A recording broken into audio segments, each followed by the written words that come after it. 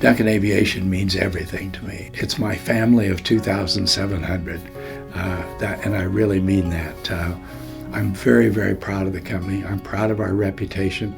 You know, when I travel within the Lincoln community or nationally, internationally in the aviation communities, people come up to me all the time and tell me what a great company Duncan Aviation is. That's the real source of my pride, is our success and our reputation. It's important to celebrate Founders Day. And by the way, that was my dad's birthday, and that's Todd's birthday. Oh, yeah. So that's why it's August 22nd, and has some meaning. And this will be, what, our 67th year? That's pretty phenomenal.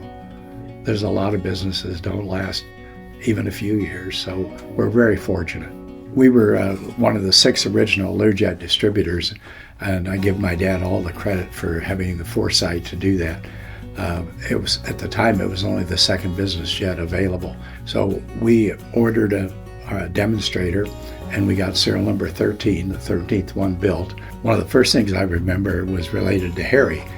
For one reason or another, he flew out and landed at the Aspen airport. And the line guys come running out and says, "You can't land a jet here." And he was already there. So that was a particular funny story I remember. It was a lucky number 13, but that launched us into the jet business, which is the foundation of what we do today. What would Donald think about Duncan? He couldn't envision that we're 2,700 employees now.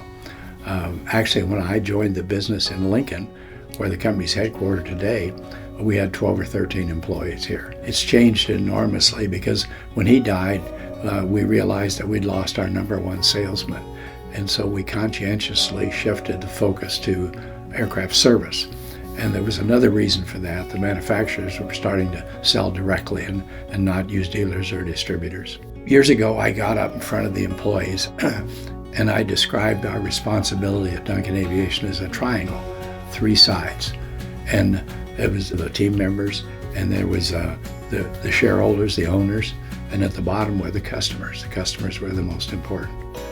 I soon realized I was wrong, and we put team members at the bottom. They're the most important, and customers and the shareholders. Because if the team members don't take care of the customers, we won't have returns to take care of the shareholders. And by the way, the shareholders, our family, has put most of everything that the company's made back into the company. That's enabled us to grow and enabled us to buy Cal Aero more than 20 years ago. It enabled us to build Provo, and right at this time we're underway to building 2 new hangars, one in Lincoln and one in Battle Creek. What makes Duncan successful? It's our values, it's our culture, it's taking care of each other, it's putting the team members and the customers ahead of anything else.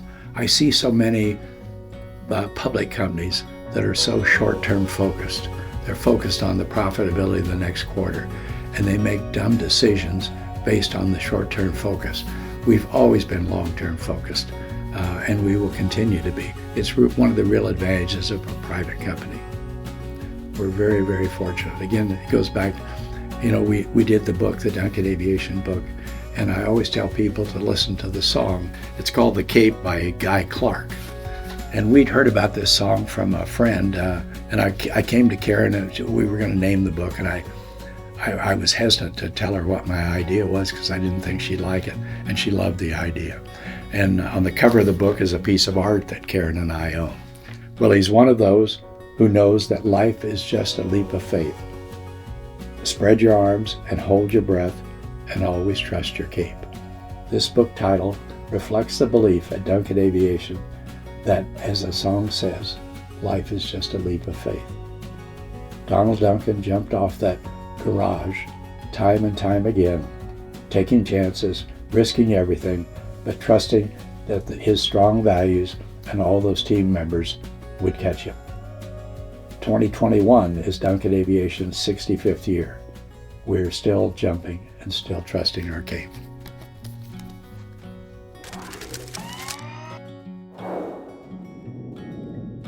First airplane transaction. This is kind of funny. I was 17 years old. Again, we were beach distributors, and there was a real estate man in Wichita that wanted to buy a new Bonanza. So I flew down to Wichita, and we made a deal and signed all the paperwork, and then I discovered I'd made a $1,000 mistake in his favor. I never made that mistake again. So it was a learning experience, and obviously you don't want to repeat anything like that. And can you imagine a new Bonanza, $17,000?